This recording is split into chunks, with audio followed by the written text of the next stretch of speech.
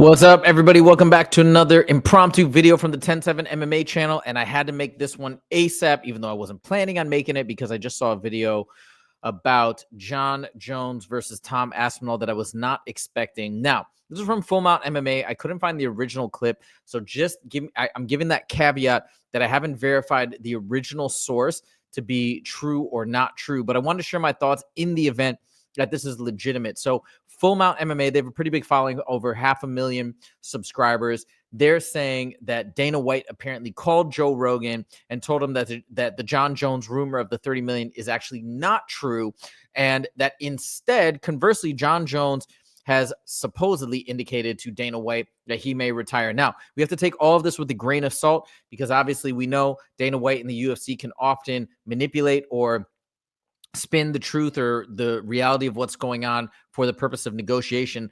But let's first watch this clip, and then we'll talk about why I think this may have happened. One of two reasons. So recently, Joe Rogan came out and said that he heard a rumor that Jon Jones is demanding $30 million to fight Tom Aspinall. Joe said the UFC was going to pay it. Today, Joe says that rumor ended up not being true. On the Joe Rogan Experience, Joe said, "Speaking of which, I have to correct something. We were talking about Jon Jones. I had heard a rumor that Jon Jones wanted $30 million to fight Tom Aspinall, and I did hear that rumor. I did hear that the UFC said yes, but it is not true. Dana contacted me and said that that rumor is bullshit, so I felt obligated to tell everybody that that was a fake rumor. Apparently, Jon is thinking about retiring." And that's going to wrap it up for the news.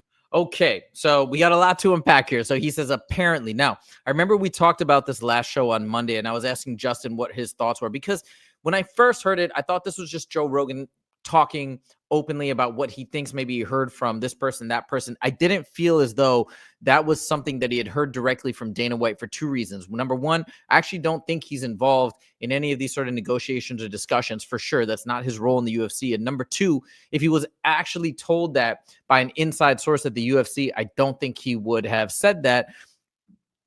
Likely they would have told him, hey, don't say this, don't spill the beans, but this is happening, we can't believe it. But he wouldn't have done that, I'm pretty sure. So this is probably him purely speculating. Now, he came out and said this. He got a ton of media attention, and everybody was going nuts about it, including us.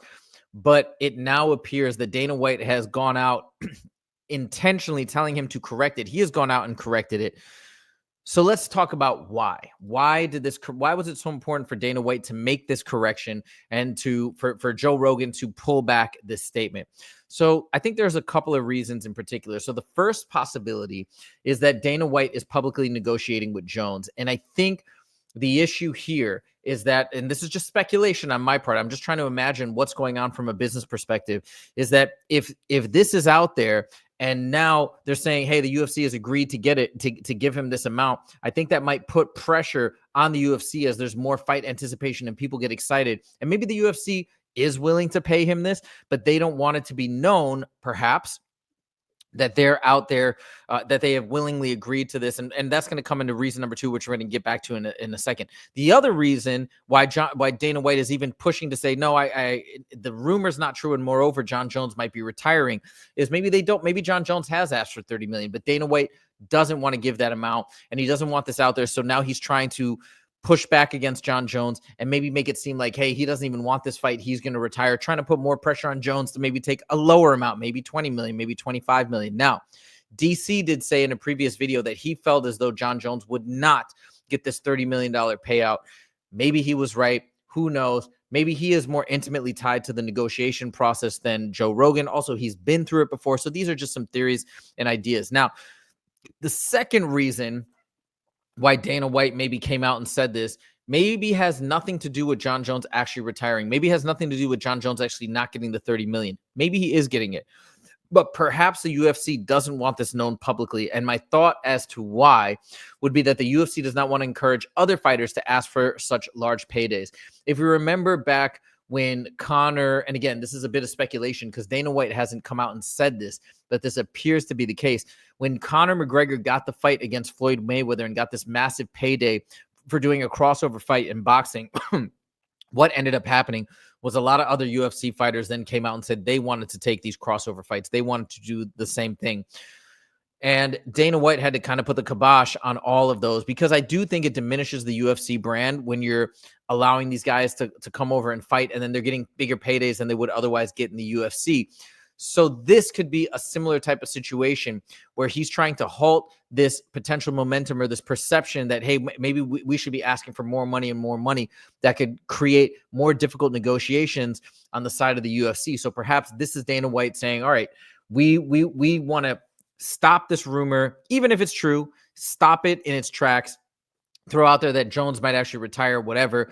We can still pay him the $30 million or give him some deal which could net him up to $30 million, depending on how pay-per-view sales go. But we just don't want this out there publicly for those particular reasons. So those are my thoughts. I will end by saying that, man, who knows? Will this fight actually still happen? I still kind of believe it will. I still believe that he's going to get a massive payday and it's going to be worth it for him. Moreover, I think this is a fight that he can win, and he knows that, and most people know that. Cain Velasquez, a lot of other fighters have come out and said they believe, fighters really in the know say that they believe that Jon Jones could definitely beat Tom Aspinall, and that this narrative that he is afraid or believes he will lose to Tom Aspinall simply isn't true.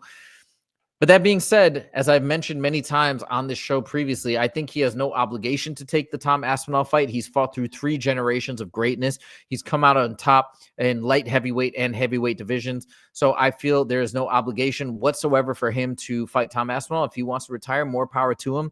So it is what it is. I'll be happy for him either way. But if he does go out and take this fight and get a massive payday, that would be great for him. All right, that's it, guys. I got to roll. Thank you guys so much for joining. Please click that like button if you did like this video, and make sure to click subscribe if you want to see more. Thank you guys so much for joining, and I'll see you in the next video. That's my alarm going off. I got to check this alarm. Take it easy.